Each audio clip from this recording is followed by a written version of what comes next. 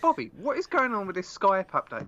Why does Skype update change it every time, and it's always worse? I don't know. And I honestly don't give a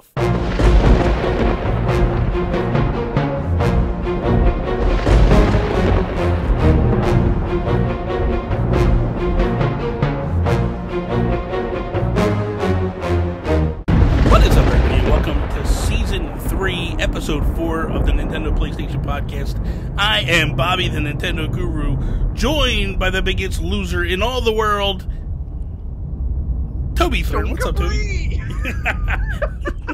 Sorry, Sean, it's not a dig. Wow, did you really just call Sean Capri the biggest loser? I just did that to wind Bobby up. No, you didn't. You did it because you're rude and condescending.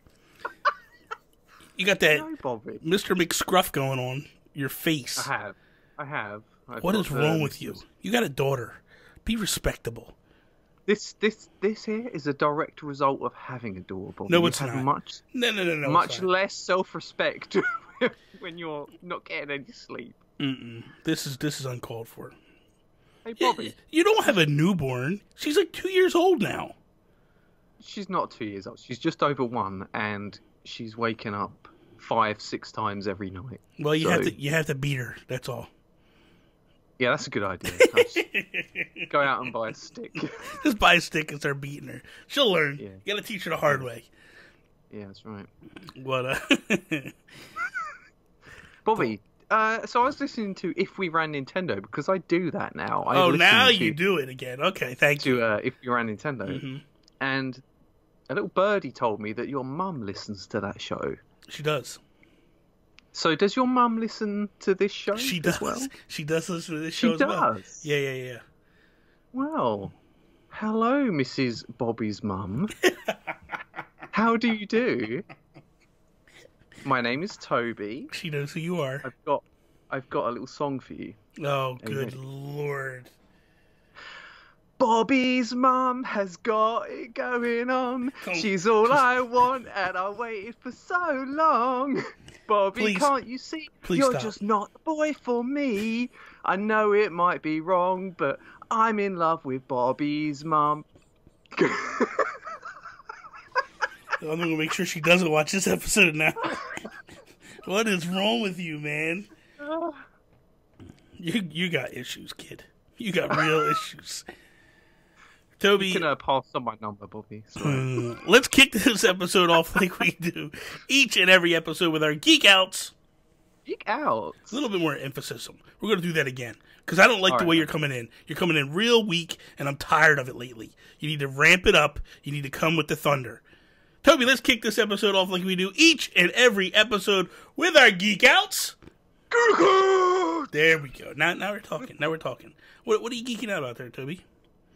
Toby. I'm geeking out about more Zelda-likes coming to Switch. We've got 2 games in particular. Reverie. Yes. I felt like Reverie was more like Earthbound, but go ahead. Yeah, it is a cross between Earthbound and Zelda, I think. Okay. That's day one for me. Yeah. And there's another game called Evoland, which actually, this version has got the Evoland 1 and its sequel in a package. Nice. And that's, again, another action RPG, a bit like Zelda. And what's unique about it is it goes through various sort of eras of gaming in graphical style. So it's got like Game Boy looking game, then it's got more like a Super Nintendo look to it, and it even goes up to like early polygon like PlayStation 1 era look. So it's got you sort of evolve as you play this RPG. Thanks. Yeah, it looks really cool. That's pretty cool. And of course there's a few others that we'll probably talk about later. Yeah, we'll hit them in a bit. Myself, I'm geeking out about this little gem here. I got a bunch of stuff the other day, and I'm doing a review, but I got this from Ojo. Did you see my tweet about that? I didn't appreciate your tweet because you're a jack off. It is not a PS2 third-party control, dude. Listen to me. Weight-wise, it feels very similar, a little bit heavier than a Switch controller. Grips-wise, It feels very comfortable. Triggers feel a lot like a PlayStation triggers up top. The analog sticks are really good. I'm going to have a full review on it and breaking it all down and stuff. I'm waiting for some information to come in on pricing and all that so I can actually go through that. But, like, nobody has this controller yet. I'm the only one, this controller. I'm the only one that has it. The scoop. I got that. I got a Bluetooth speaker from them. And I also got this other controller here. Oh, interesting. Yeah. So I got a bunch of stuff from them. I'm actually going to do videos and reviews this weekend. Put it out to the Ethernet. And well, Bobby, that's very, very cool. And I don't mean to be mean about it. I'm sure that controller's decent quality. I know they make good quality stuff. I'm just saying, at first glance, the look of it is like a chunky third-party looking controller. But we'll see what the review is. I think you're wrong. I don't know. Of all the controllers they've done, because they've done numerous ones, this one really is probably their best. Their very best iteration. Cool. Well, so, I'm looking forward to your review. Yeah, it is what it is. Okay, so we're going to jump into the news. Yeah, I'm not. We're just flying along right now because you got us all jammed up and jacked up. We're going to fly into the news right now, and we're going to start with the Nintendo news. Typically, we would do where we bring 3 topics or 3 stories, and then the other person would pick one. But I decided I'm not going to give you that option this week. I'm going to talk about the Nintendo story. That's the biggest Nintendo story. Nintendo announced yesterday that Metroid Prime 4 is being delayed. And I've seen both sides of the aisle on this one. Essentially, what they're breaking it down and they're saying is that Nintendo, the development on this game has been very lackluster. They're not happy with the way it's going. The only thing that we knew about this game was they kind of took a bunch of different people, put them together. So they had never worked on a Metroid game before. They, as far as we know, we don't believe they ever worked on a first-person shooter as well. And then Nintendo basically took it all away from them, shut it down, brought in Retro, and now we have Retro working on Metroid Prime 4, which my other word that I'm hearing now is that Retro actually went to Nintendo and requested to take over Metroid Prime. Whether that's true or not, I don't know. I could talk to you about some stuff off air about Retro. Remind me, and I'll talk to you about it, because it's stuff that I really... It's some secrets that were told to me that I'm really not allowed to talk about publicly. But it makes it very obvious what's going on with Retro, and I understand what's happening now. It makes a lot more sense to me now that everything's kind of going the way it was. What was your opinions on this? What were your thoughts on this? So, from an outsider's perspective, not having the inside scoop like you do, Bobby. I don't have the inside scoop, but stop. Bobby's on the inner circle. I'm kind of glad, in a way, because... Obviously, Retro made the original trilogy of Prime games. They know that series inside out. They created that series, or that version of Metroid. So I'm happy that they're taking over again. I know that a lot of the core staff from the original series has left Retro, which makes me a little uneasy. But their quality of games lately, Donkey Kong Country and Tropical Freeze, both of those games are superb, so I have no doubt that they will maintain that quality moving forward. So, that's good. I think Nintendo did the right thing telling us, and it was very humble the way that they made that video. Yeah.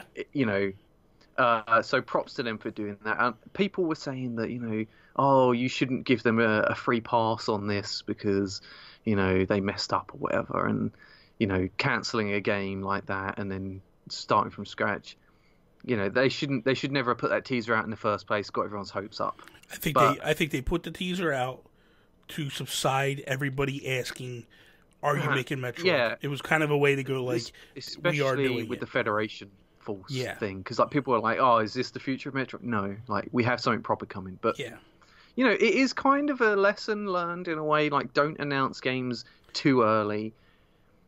I think the caveat is. I liked Nintendo announcing that honestly, because it wasn't just here it is. It was here it is, and oh, by the way, here's Samus Returns and some amiibo, all on the 3DS and all that stuff. And like, we are working on this game. It just, unfortunately, I think it went a different way than Nintendo expected. But here's the thing that I take away from this. Number one, I am so happy the way they were straightforward and transparent with what's going on and how things didn't work out. But on top of that, when you look at the big picture, that just last week, EA canceled another Star Wars game completely because it wasn't working out the way they wanted. And, you know, the time before, they canceled a game and they fired a whole studio. And it's like, Nintendo is like, hey, we messed up. We're going to shift some things. We're going to do some different things. We're going to bring Retro in to take the helm of it and all that stuff. So to me, it's like, this makes sense. This really is a good thing. And I think that people should be disappointed, but they should also be very excited. Because here's the thing. This is the studio everybody really wanted to be working on this game.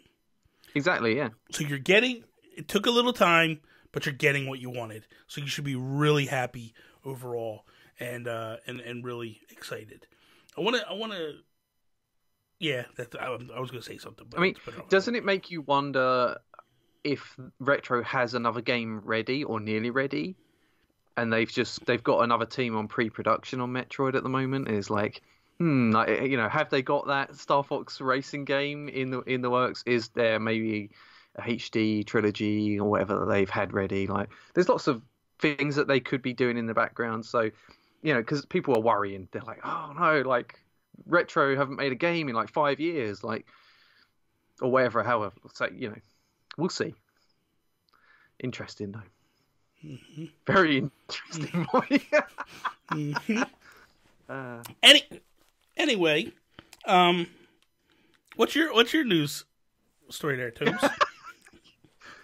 Right, so I've got 3 to choose from, as always, because I'm a professional. I bring 3. Son of a... You didn't do that a couple weeks ago. All right, so story number 1. Cyberpunk 2077 creative director leaves for Blizzard and sparks speculation. Story number 2. Fallout 76 is not going free to play, says Bethesda. And story number 3, Death Stranding will push boundaries, says Control dev Remedy Entertainment. Push boundaries how? Give me that story. All right, I thought this was probably the most interesting of those. Story goes... Recently, industry icon Hideo Kojima has been in Europe visiting other game studios. Earlier in the month, he could be found in Helsinki, dropping in on Remedy Entertainment, the developer behind the Max Payne series. The earlier Max Payne games, anyway. As well as upcoming Control. Of course, a visit from Kojima wouldn't be complete without something Death Stranding related, and it seems the studio was able to see the game in action. Sam Lake, creative director at Remedy, seems to have been left pretty impressed by what was shown. Quote, Death Stranding dares to push the boundaries, he said, in a glowing tweet about the visit. Tweet goes, with Hideo Kojima, he is an inspiration. Death Stranding dares to push the boundaries. It's wonderful to be able to compare notes, happy and honoured to call him a friend. This follows Kojima visiting Guerrilla Games in Amsterdam, where Death Stranding was also shown off. It left several key members of the team speechless, in quotes. That could be good or bad, Toby. Yeah, it could be. No words. Yeah. After a live demonstration for Kojima himself. Between this and Remedy's comments on the game, it's sounding pretty exciting. Not that we're surprised. So, it does make you think a little bit. Like, obviously, something weird. He's got some weird ideas. Like, this Hideo Kojima is not your average director. Not right? Kojima. Nothing weird coming from him. Yeah, exactly. So, because I think from what we've seen, the game, all right, it does look kind of unique in some ways, but in other ways, it looks really, really boring. So, I hope that what he's actually showing off when he's visiting these other studios, and it is leaving them inspired and speechless and all of that. I hope that he's doing something crazy and it is actually going to be something unique rather than just a walking simulator. Does that make you any more excited for the game? That game, I got zero pulse on that game. I got zero want, Yeah. zero desire. That the more I see, the less I want it. I have no clue what the hell's going on with that game. It's strange. It's weird. You know, I'm a big fan of the Metal Gear series. You know that. And man, I played Metal Gear 5 and I beat it. I beat the game and I was just like, dude, it's just a strange game too. And, you know, he's very out there, man. He's very artsy fartsy. Like, he's very, like, he's just out there, man. There's no other word for it. So when I hear stuff like this, I just go, I don't know. It's not exciting me at all. It's crazy because they showed off so much of this game, but I just get more confused the more they show. Mm-hmm. And like when they showed off a lot of Metal Gear Solid 5, like they were showing off clues and hints to other stuff, and because there was so much back lore, it became this really awesome, amazing thing. Yeah. I got no idea what the hell's going on with this game, and I just don't even care, man. I hope that everyone is wrong about this game, and it turns out that it is amazing and kooky, and just like it that article said, pushing boundaries in it, taking gaming in a new direction. I hope that he is let loose, and what he's doing is interesting and not just crap. Yeah. You know? We'll see. It's going to be interesting. To say the least. Okay, so what we're going to do now is we're going to break down the Nintendo Indie highlights. This is a show or basically a 16, 20-minute trailer presentation that Nintendo does. Basically, Nintendo UK puts this thing on Nintendo Europe, and it basically just highlights what's coming and what indie developers are working on. I like this presentation. So let's start off with this. I like this. I like these drops, the way they just drop them out and they go, here we go. Mm-hmm. I don't know what it is. I just love that woman and her British accent. I'm not a fan of her. Oh, I love that. You know what though? Because you're just a daft prick. I just love that accent, man. I don't know what it is. Your accent's annoying. Hers, I feel like, lovely. Benji Khan, lovely. Like Danny Boy, he's got an annoying accent too. But, you know, her, perfect. I feel like she's trying too hard. Oh, stop it. It needs to be a bit more somber and... More British-like? You know, more British-like? Yeah, just bring it back. Like, you know. Like, hello, this is the Indies. I'm bored out of my mind, just like most British people. Okay, and you know what? So I think overall the presentation, just a quick note about it. I think it was a bit too short. Hold on. In one respect, and a bit too long in another. Do you want me to elaborate on that? Please explain this nonsense you're throwing at me right now. So there wasn't enough new games shown. I think you're insane. I think nine games were shown. They could have shown a lot more. And then at the end, there was like another 5-10 minutes of footage of previously released games. It wasn't 5-10 minutes, but go ahead. It was too long. Whatever. It was 2 minutes of additional stuff. I just watched it this morning. Too long. It's like, we haven't got enough to show you. Here's some old stuff. That's what it felt like. And the truth is, they did have more stuff to show. They just chose not to. But I kind of get why they did it, because, you know, it makes sense that the eShop has hundreds and hundreds of games. Most of it is shovelware and crap. They're saying, here's the cream of the crop from the past 6 months. That's a good thing. Yeah. But I think the way it was tacked on at the end, it's like, oh, is that it? I like that they put that on the end, because it's a way of saying, like, hey, these are the games you need to go check out. Like, this is important. You need to go check it out. Real quickly, before we get into this deep dive here, Mutant Mudds Collection, it's on sale right now for $2.99. Dude, don't even all on in the UK store at least. You've got Soccer Slammers, Yeah. and you've got Totes the Goat, Yeah. and you've got Mutant Muds, and I don't know. There might be Zeo Drifter. They're all on sale for dirt cheap, 80% off on all of those games, and they're all flipping good games. Oh, they're great games. Like, just stop what you're doing right now and go grab those games if you get a chance, because they are fantastic. Okay, so let's do this.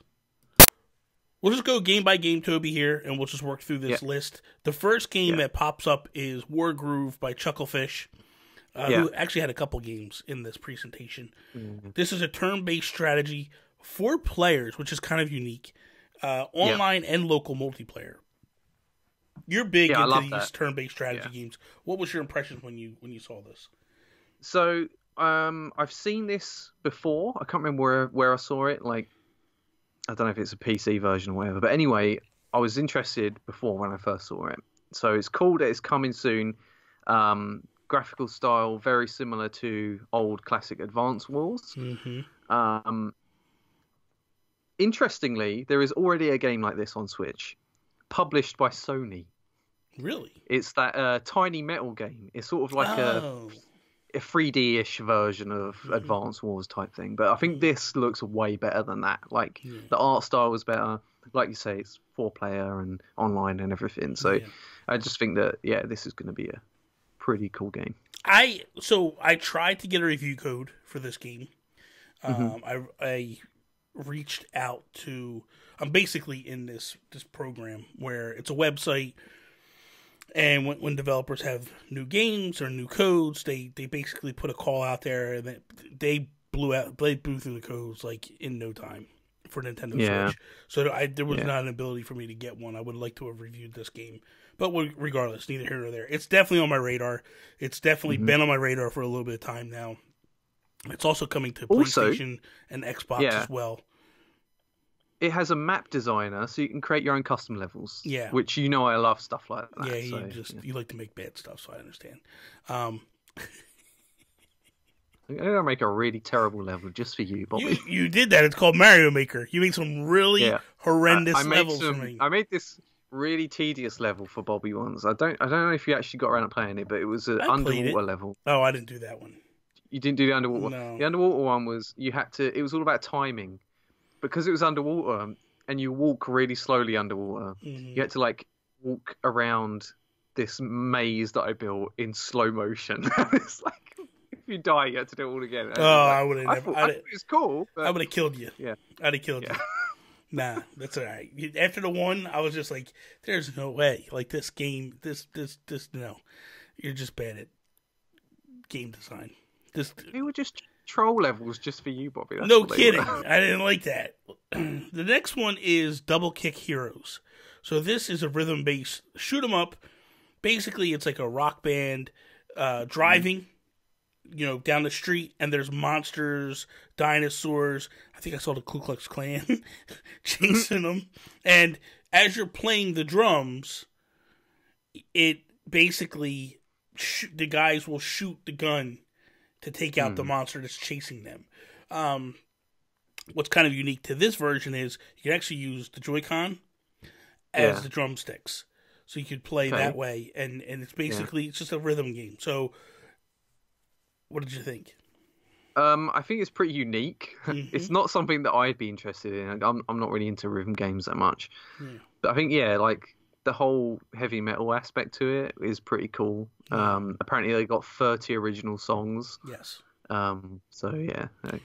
Pretty interesting. So the first time, I'm gonna be honest with you, right? So I watched this thing twice. I watched it once the day that it came out, real quick, brief. Didn't really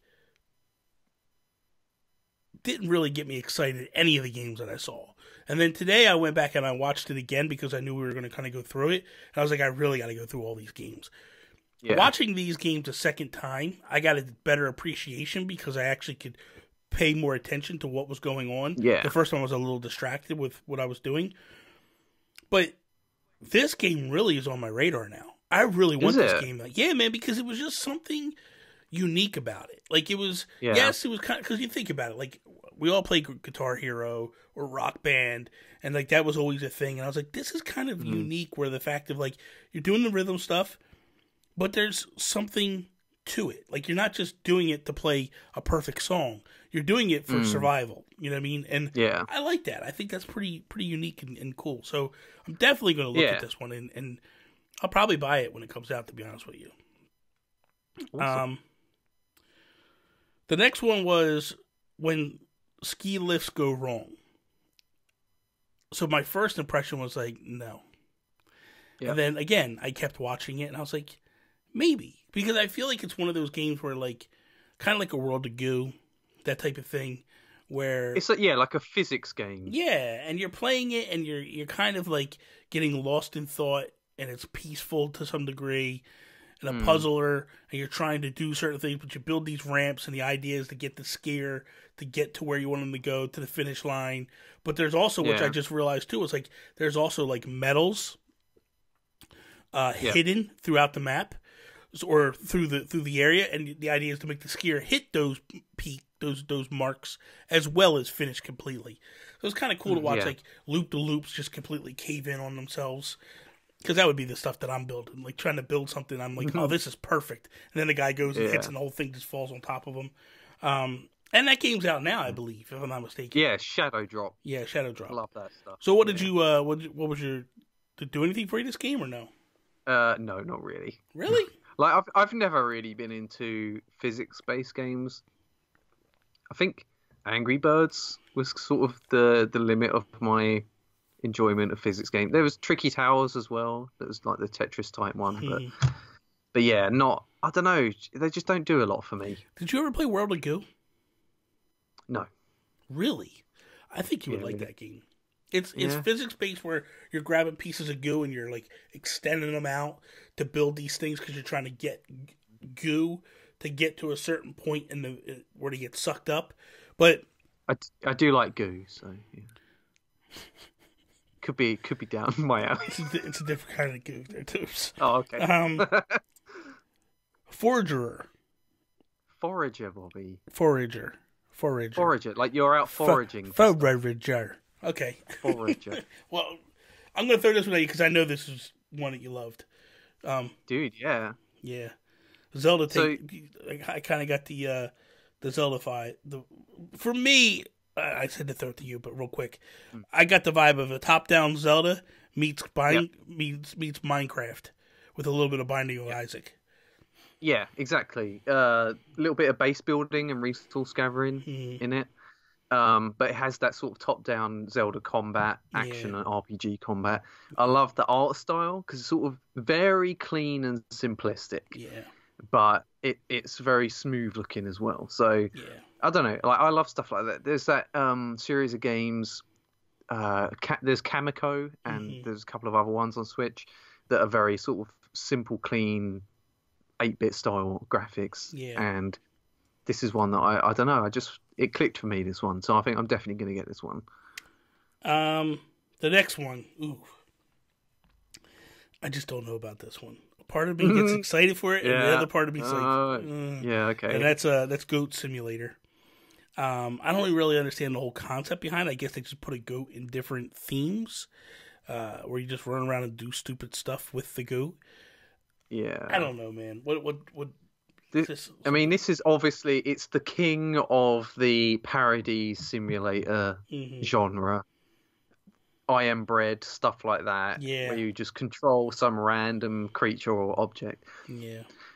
I do kind of like how over the top it is. Like, you know, you can just get on a trampoline and shoot yourself up into space. And there's like, it is absurd and totally unrealistic. And if you're into stuff like that, it can be very like slapstick comedy. But I think it's very shallow. I think just it's not really something. Yeah, I can get with you behind that. There's two things that kind of stood out to me. Was the one was the Payday, where it's actually set up like the game Payday, where you're trying to like run in and rob banks and stuff.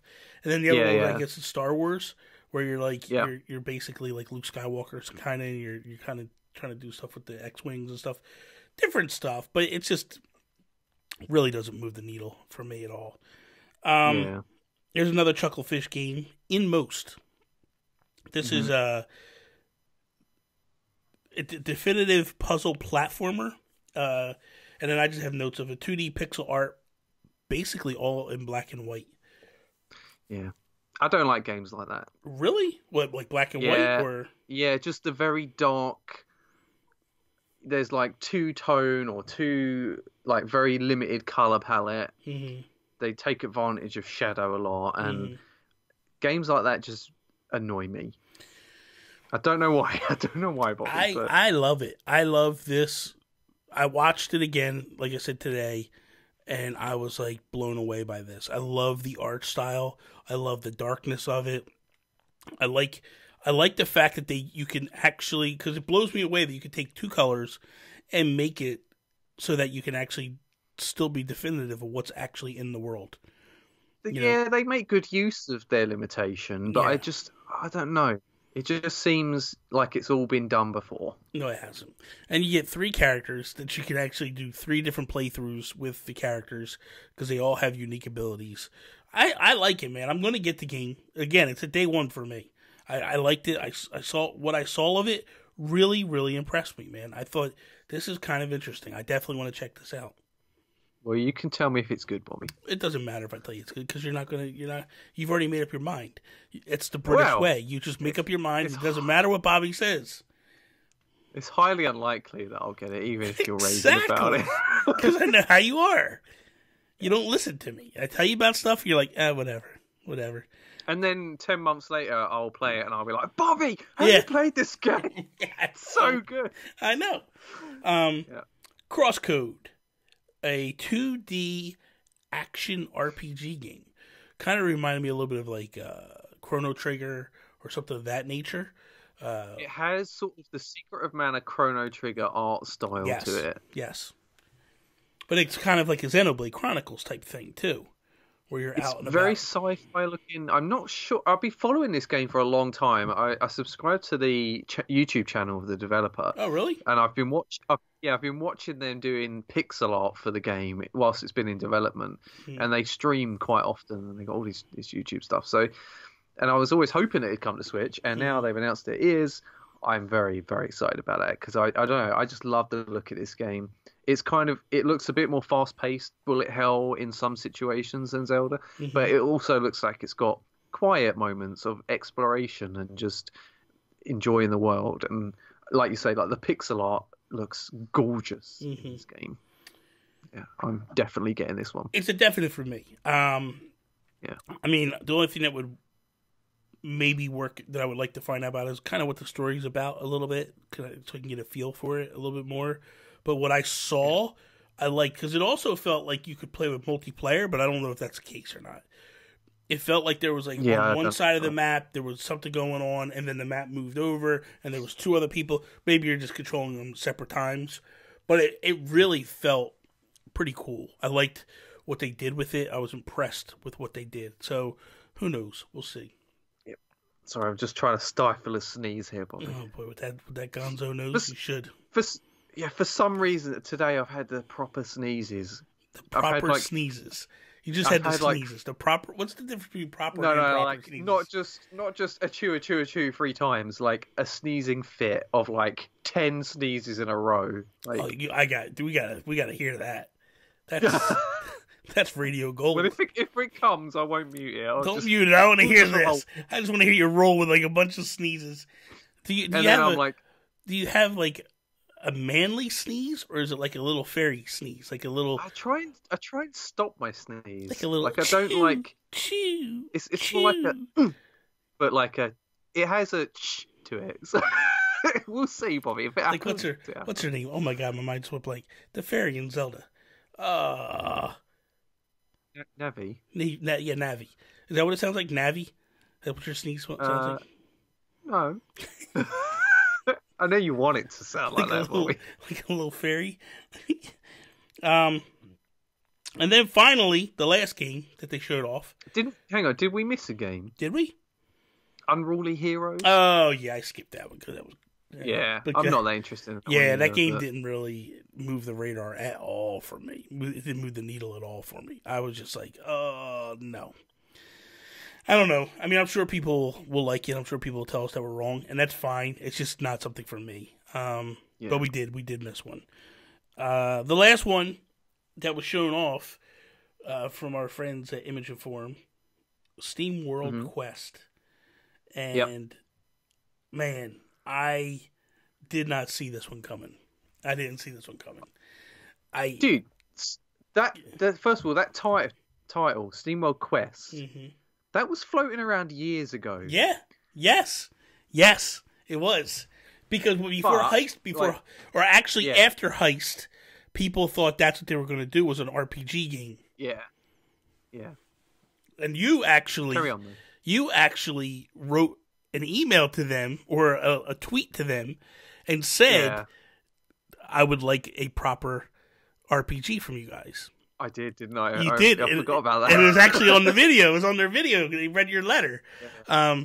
They didn't read my letter, son of a... But, but the thing of it is like, a lot of people in that video also asked for an RPG. Yeah. Now, it's not your typical RPG. There is a little card mechanic to it. What's your feelings on this game? Deck building, turn-based battles. Yeah. I didn't see that coming. That's a unique aspect. I mean, other games have had card mechanics, but it's not something I expected in this. Yeah. So, you know, I have mixed feelings about this. I'm not really sure how to feel about it. Like, in one way, I'm loving it, and in another way, I'm like, this isn't what I pictured when I said to them I want a proper RPG. I'm thinking top down, exploring the world, beautiful pixel art style, you know, that sort of thing. But this, it is very different. Like, it seems like, from what I saw in the trailer, like, there's not a lot to the world. Like, it's very left to right, very flat looking. So I'm not sure whether they just didn't show much off of exploration and stuff. But, like, the actual battle mechanics, I think, are really interesting. Like, having a deck of cards for your characters. You know, I think that they're going to have some real creative stuff going on there. Sorry. So my thing is like, it definitely threw me for a loop because I wasn't expecting that per se. But I really, honestly, man, I love the studio.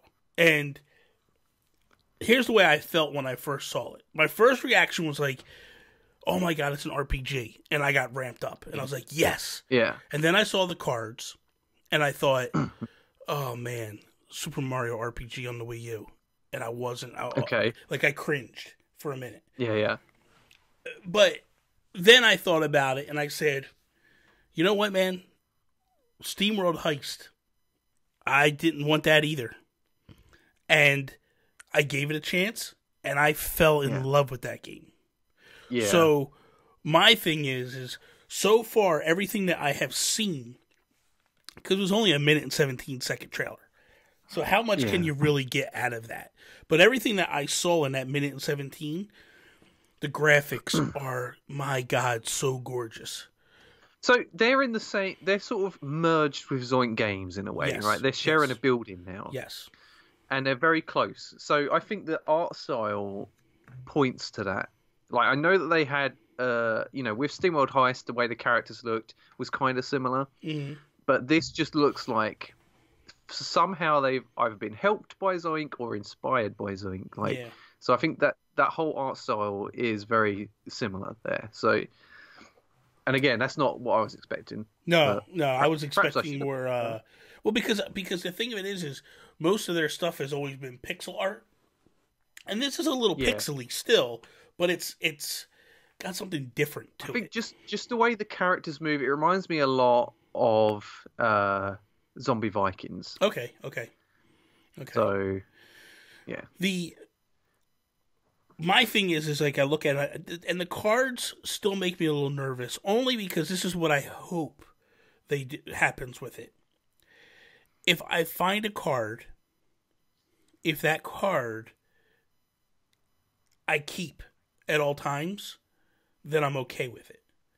Well, yeah, I think that you build a deck and then that's your moves. That's your move set per se. You just pick them out. Yeah, exactly. Like the thing that I didn't like about Mario RPG, right, the last one on the Wii U, was you would find these cards and you would play the cards, but you would lose the cards when you played them, which meant you had to try to work through moves and preserve the moves. You'd have to grind for cards. You have to grind for a lot of cards and then try to save as much as you possibly could for the boss.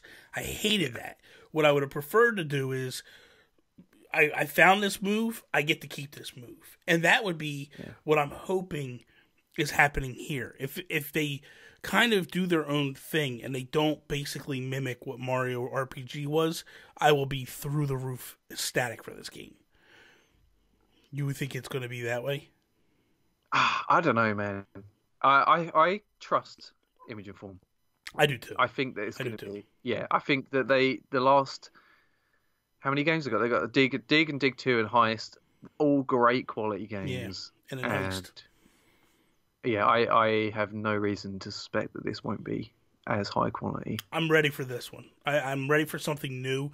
That's the thing that I love about them. Is they're building this universe and they're building this world where it's like, at this point, I'm ready for Heist 2. And like, that's the thing that makes me laugh is after Dig 2, I thought, okay, we're going back to Heist. We're going to get Heist 2. And then boom, they hit us with this game. I'm like, I don't want this game. I want Heist 2. Like, that was my first reaction when I saw it. But then I was like, okay, I'm down with this. But it's kind of cool how they have like, the Steam World characters, right? And like this feels like a prequel to everything that came before it, because it feels like it's like set in more medieval times, and where it felt like, you know, Dig obviously is the Wild Wild West, and then Heist is the future, and it's kind of neat how they're floating through different eras of time with it. Yeah. So it's kind of cool. It's kind of cool. I hope. So I'm hoping two things from Image and Form. I'm hoping, one, that the next game we get is Heist 2. And then the game after that, I hope they hit us with a 3D platformer of Dig. Make it, call it Dig 3D. Man, I don't know. Can they do 3D? Why couldn't they? You just said they're working in the same office as Zoink. And Zoink just did Faya. I think they did Faya, yeah. So there's no reason why they couldn't work. I'm going to have to time out for a second. My dog wants to go out. Oh, this is Yoshi. Have you not heard him for like the last 5 No, I haven't heard him until you said something. It was all good. I was wondering why you're making faces and doing all this stuff. Yeah, because I was like, please don't poo on my carpet. Oh, good God. Go ahead. Hurry up. 1 second. Hurry up. That it's through the roof. Like, really gets me excited. Now, you did say that there was some other stuff that they showed. Do you have most of the games that they showed in that wrap-up reel? I don't remember a lot of them now. I remember seeing Hollow Knight, and I don't have that, and that's one that I am interested in. I think you would like Hollow Knight. You don't have Celeste either, right? No, that's another one. I don't know. I'm a bit put off by the supposed extreme difficulty of that game. I was too. I bought it. Yeah. I love it. Yeah. Because what happens is when you die, you don't. It's not a Mario game where it pulls you out, and then you have to go back in. You die, and it's like, dead, boom, right back at it. And it's like... Is it split into like... I know you're going up a mountain, right? So... Yeah. Are there like levels, though? And if you die, you get put back to the start? Like... No, you get put back to the start of the room. So let's say... Right, so let's say you work... Let's say you're... Like, because there's one part where you're in a hotel, and you're working through the room in the hotel. When you get through that room... Then good. If you die, you're staying in that room. You have to go to the beginning of that section. So there's a new checkpoint at the start. There's checkpoints all the time. It's constant checkpoints. The music, Toby, mind-numbingly fantastic. So good. And I know it was a lot of people's game of the year, so it must be good. Well, the thing of it is like, I was the same as you, where I was like, I don't know, man. I don't know. And then I was like, I'm going to give it a shot. And then I tried it, and I was like, holy crap. Games like Super Meat Boy and VVVVV, like those games put me off as well. I don't have just spikes everywhere, just permanently dying. Like, This is, yes, there's spikes a lot of places, but it's the moves and the power-ups you acquire that really set it up. Like, you could die, and here's the thing with that game. It is so precise and so good, you could die a bunch of times, but you never feel like you got ripped off. Like, you never feel like it was a cheap death. You feel like, man, my skill just wasn't there to time it right. You know what, it must feel good to get good at a game like that. Mm-hmm. It does, because when you finally get through a section, you're like, oh, man, you start flipping out. It's like, you know. I think Hyper Light Drifter was like that for me. That was a very difficult top-down action RPG, especially the boss fights. Mm-hmm. And it is that thing of, like, you just zone in and then you get into this groove of the game. Yeah. And when you finally beat that boss, you're like, I am a god. Like, I'm invincible. That's how you feel. And it's like, I bought that game as well. And I started playing it and I was like, this looks pretty cool, but I stopped playing it for some reason. Oh, dude, for some reason, like, that game just gripped me. Like, I couldn't stop playing that when it came out. So that is all. Thank you guys for listening to another episode of the Nintendo PlayStation Podcast. You can check out everything that we're doing on the internet. You can check out Toby over on Twitter at Toby's_take. You can check me out at Nintendo Gurus. That is all. Peace out, Preston. Goodbye. Enjoy yourself. Play some video games.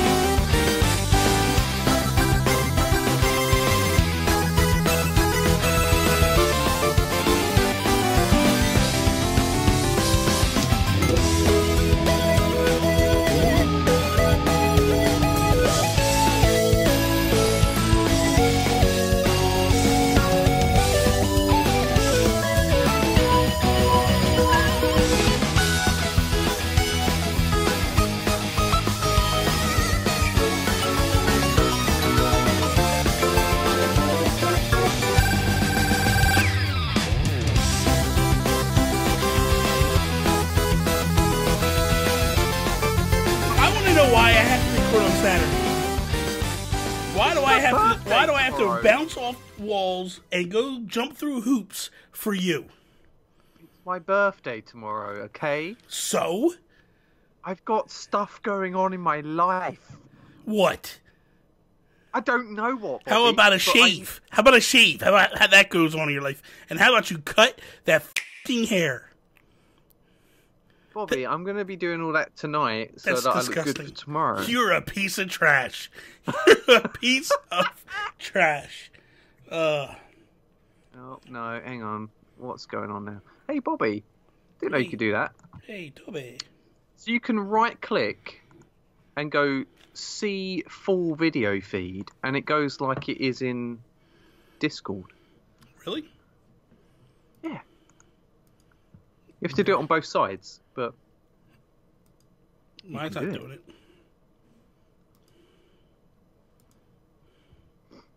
Right-click. So you've got me and you next to each other. No, I got just you, and then I'm up in a little bubble. So drag you to the center of the screen, and it will have us both either side. Okay. And then right-click each video, and then go see full screen or whatever it says. It's not letting me. Dude, it should. Now you've messed up the whole thing. Are you on Mac or something? Yes, you know I'm on Mac. You know Mac's crap. Hold on a second. Let me see something. You know what? You don't have a topic for the second one? No. Well, we can just whatever. Let's just get through the first one first, and then we'll worry about the second one afterwards. All right, I might just go because you don't be doing this mid podcast. I'm just gonna go for a quick wee. Bobby. Oh my god, you motherfucker! I gotta hurry up. I gotta record another one with you, and then I got another one after that. I recorded with Sean last night. We had to actually stop in the middle and switch over to Skype because it was just a wreck. That sucks. It's horrible, man. Okay, what episode are we for the first show? Do you know?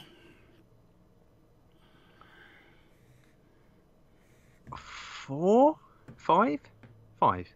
I think it's 4. 5. First one's 4. Second one's 5. Okay. Yeah, that's right. Let me see. Yeah. First one's 4. Second one's 5. Okay. Are you ready? Are you ready? Oh yes, sorry.